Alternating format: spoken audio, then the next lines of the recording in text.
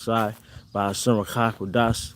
I also want to give double honors to our apostles, a great millstone who rule well, and peace and blessings to the house of David the elect. All right. And I'm Zahai Spirit Wind Judah. All right. And today I want to go into a live stream entitled Reclaiming Our Manhood Through the Scriptures, which is for rulers. All right. The scriptures, the word is for rulers. All right. Because the word, all right, starting with the laws, statutes, and commandments, going back to the laws of Moses, all right, going to the exhortations and admonitions of our forefathers, all right, specifically in the book of Sirach, all right, the book of Proverbs through our forefather King Solomon, all right. These are a ruler's guide to running your domain. See, in the kingdom, we're gonna have a Shabbat Shalom to you, Akim. In the kingdom, we're gonna have a domain. All right, you're gonna have dominion. All those go back to the same word. All right, dome means house. All right, dominion. All right, dominion. I think that's where you get the word like dominate, which means Lord, man.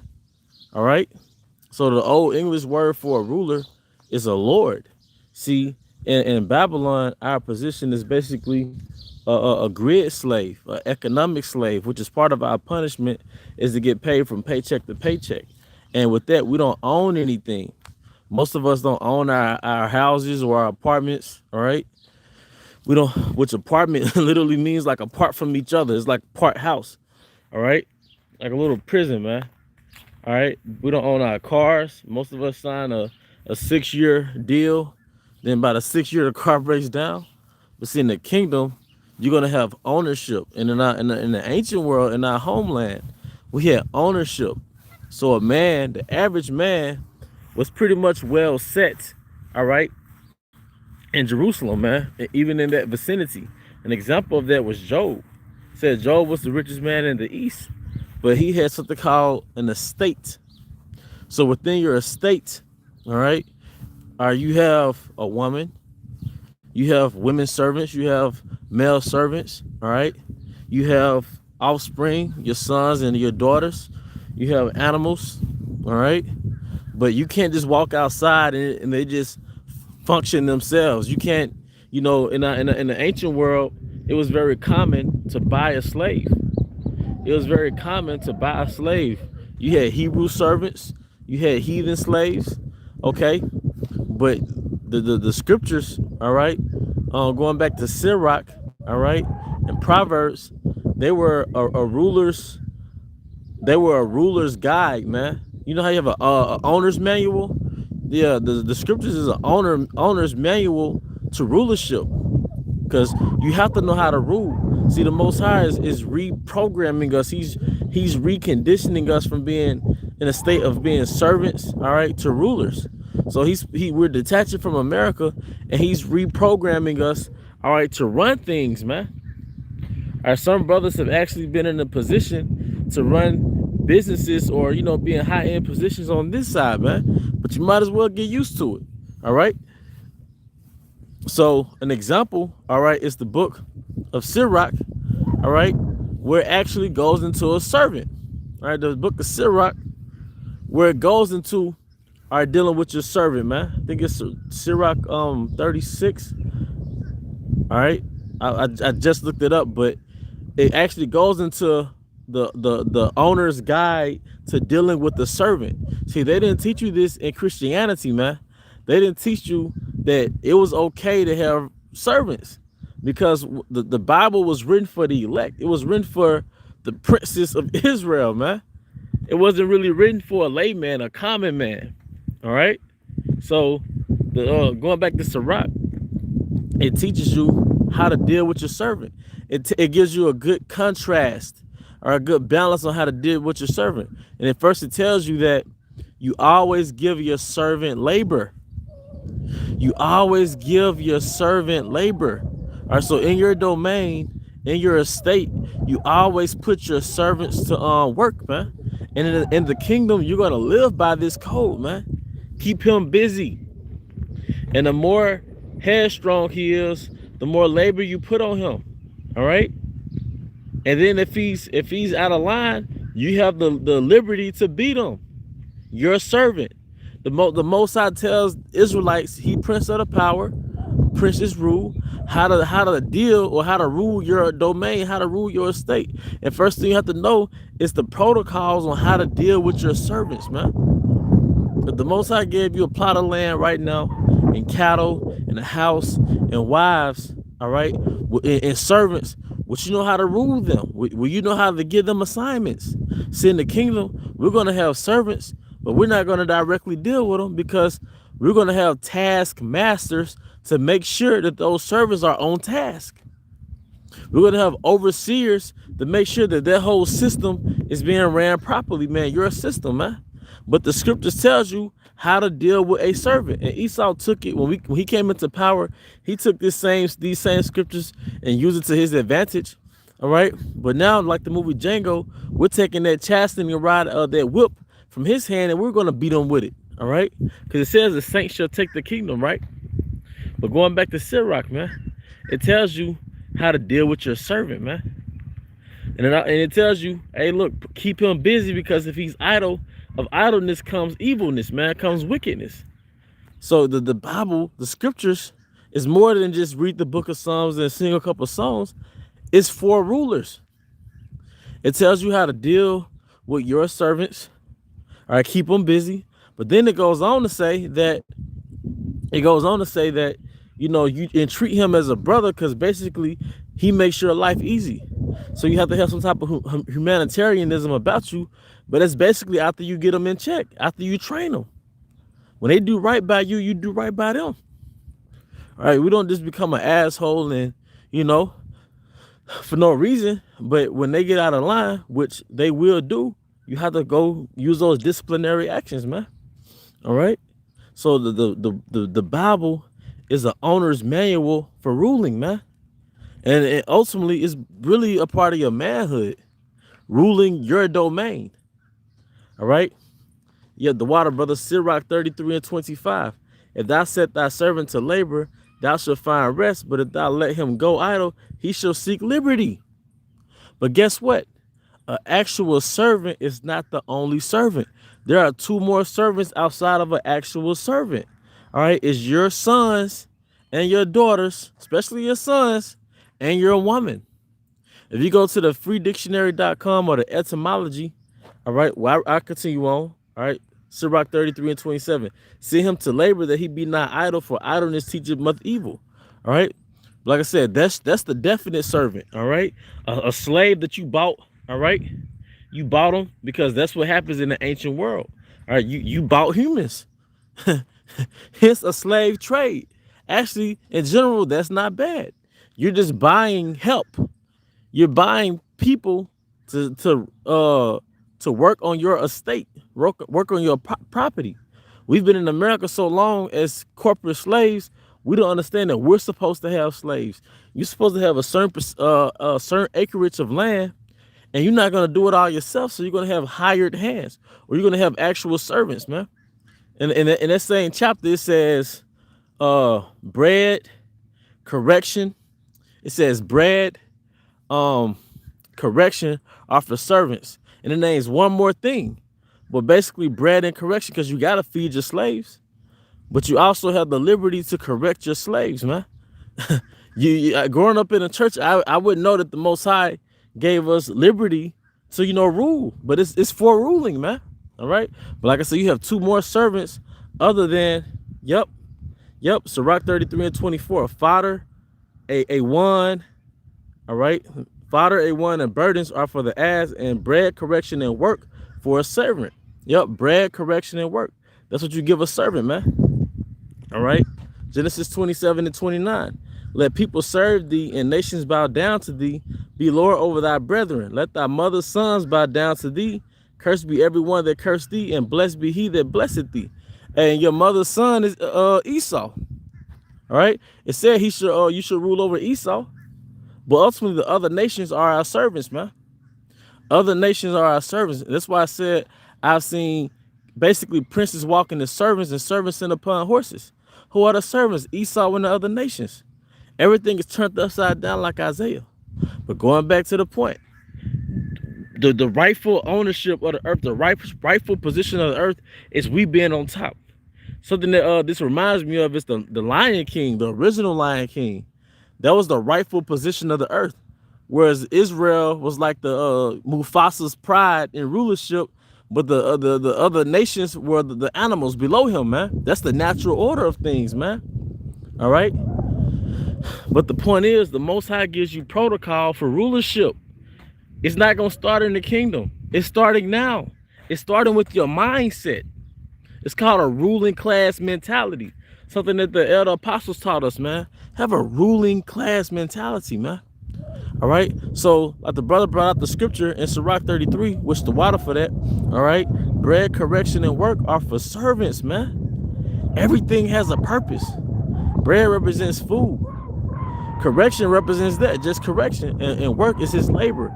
And if you don't give somebody what their purpose is, they're going to deviate to wickedness.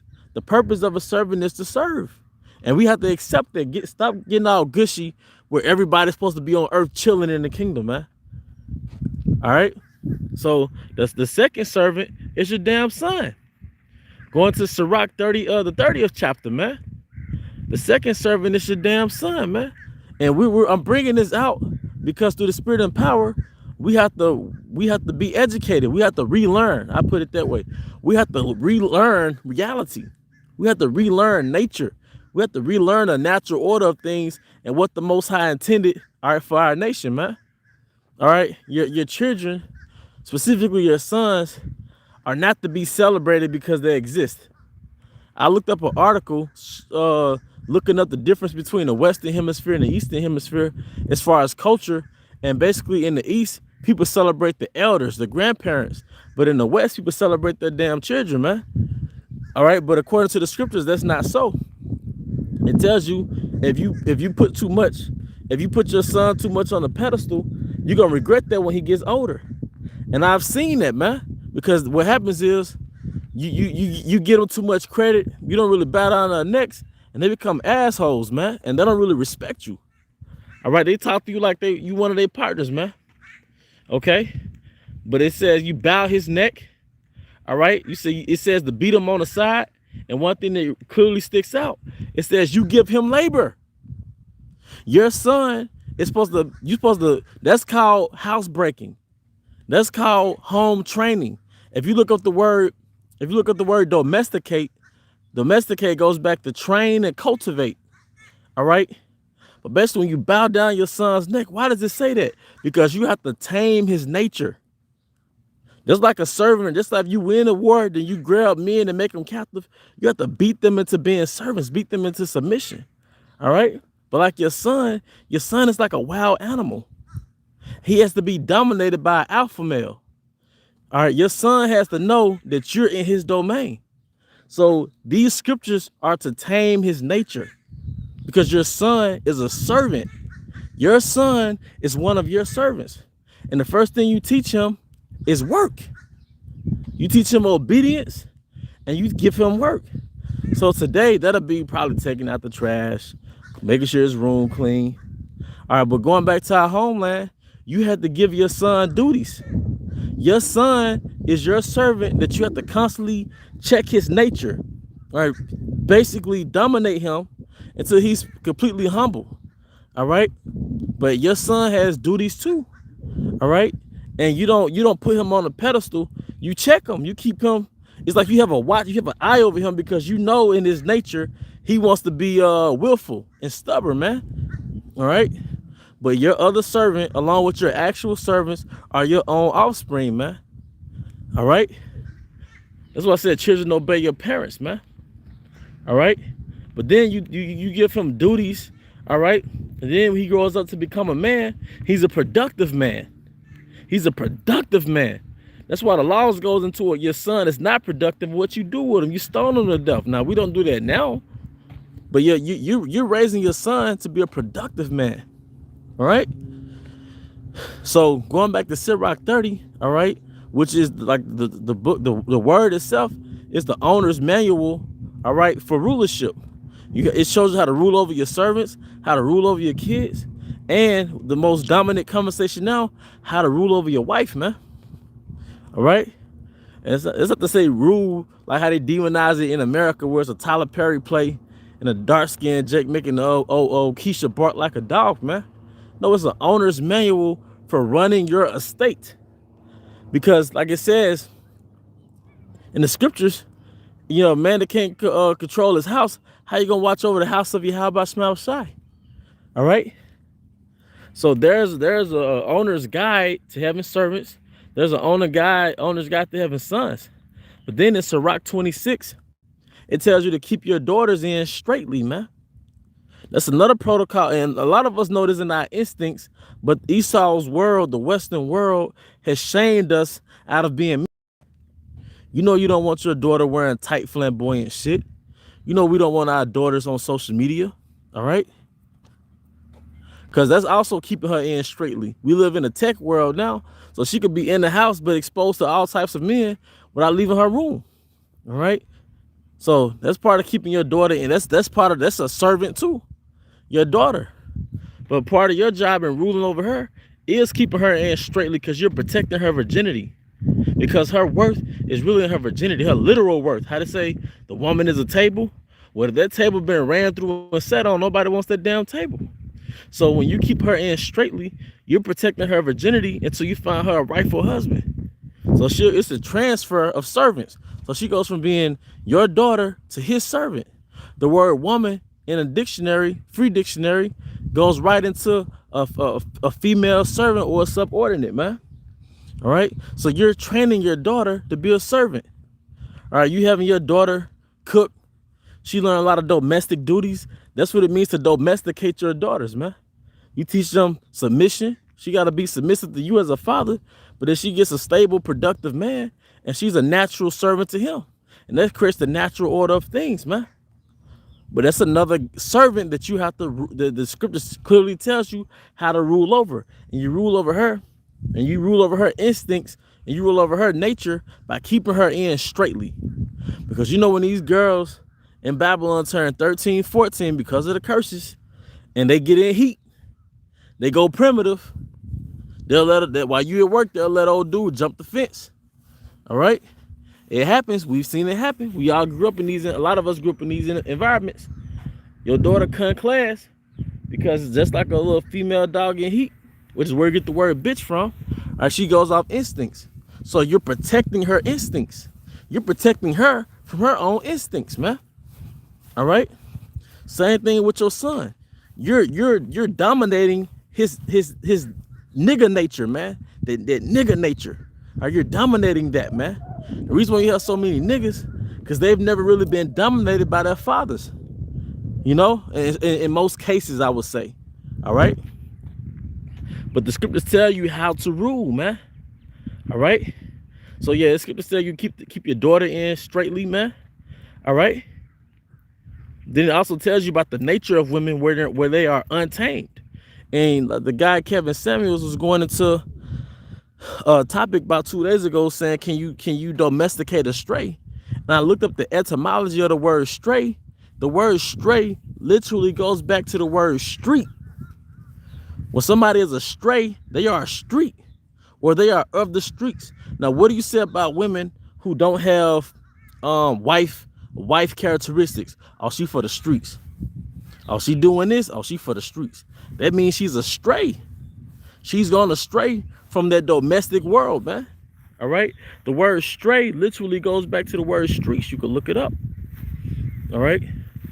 So that we don't in our homeland. All right. The Most High gave us protocols and laws to keep our daughters from being for the streets.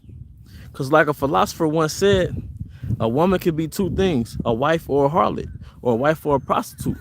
And what we're seeing now, we've seen a lot of women who've assimilated into the American dominant power structure. They've gone to these so-called colleges and become learned whores.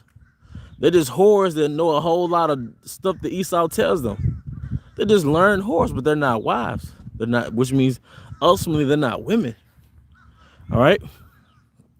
So going back, so really we knocked out 3 servants. The actual servant, all right, your son, and you dominating that stubborn nature, that willful nature that he has in his youth, and you giving him labor, you giving him duties, You know, you stay in the South, you might have them cutting grass. You know, you give them duties, man. All right. Because if not, he become headstrong. That's why the scripture says a horse left to himself is not easily broken. So is a child is left to himself. Something to that effect. All right, but that's the same way your son is. And your daughter is just like that, man. You got to keep her in straightly. You protecting her. You really protecting her instincts. You're protecting her virginity. Salat. All right. And thirdly is our own damn women. Because the scripture tells you, all right, that, you know, basically an evil woman, all right, don't give a wicked woman liberty to guide a bride, man. Guiding a bride where? To these clubs, to these bars, all right? Then it says a drunkard and a guide or a bride. And it just so happened that's the worst combination in a nigga woman, man. Because when they get liquor in their system, women in general, when they get liquor in their system, then it brings out that horniness in them, man. So she's doing sexual seductive stuff, but she's not within the confines of her home. Now really, y'all could bring liquor to the house and y'all could do your own thing. All right. So, like I said, that's another thing. The scriptures tells you how to rule an actual servant, because we had something called a domain, we had something called an estate, and within that estate, we had cattle, we had servants, we had sons, daughters, we had our women, and they were all under our estate. All right. That's why it was reinforced in the book of Timothy, in the book of Titus. You know, wives be subject to your husbands and all that, because you're under his dominion. All right. See, in captivity, we lost something. We lost dominion. That's why most of us are employees. All right. Going back to Lamentations 5, we have drunken our water for wine. Our wood is sold unto us, man. Esau has control of the earth. He takes pieces of the earth and sell it back to us, man. And make us straight up wage slaves, man. Going back to Baruch, what's that, 3:24? We being subject to payments. But going back to the title of this live stream, which I'm about to draw it to a closing, all right, bring it to a close. The scriptures is an owner's manual, all right, for rulership. Like I said, and you have to get used to it, all right, because you're ruling over the nature of people.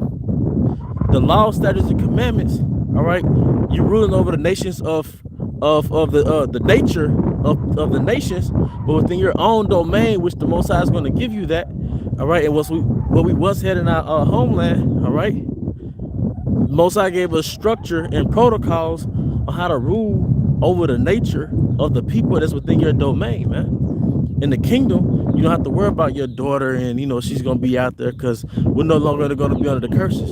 Your woman is going to be naturally submissive, okay? But this is what we once had, and this is what we're going to have again. And look at this. I think that's the word prince. You see? That's what we are. He prince of the power. You know, kids got a lot of chalk drawing out here. But the word that I walked right into was prince, man. All right? So, that's beautiful. But yeah, with that, I hope you brothers and sisters were edified. I hope you enjoyed this lesson, or were edified off this lesson. All right, just a little break from captivity. With that, I want to give all honor and glory to Yahweh Shema Shai. All right, Bashon Kaku Dash, double underscore apostles of great millstone who rule well. Peace and blessings to the house of David the elect. With that, Abba Baal, Kum Yasha Allah, Shalom.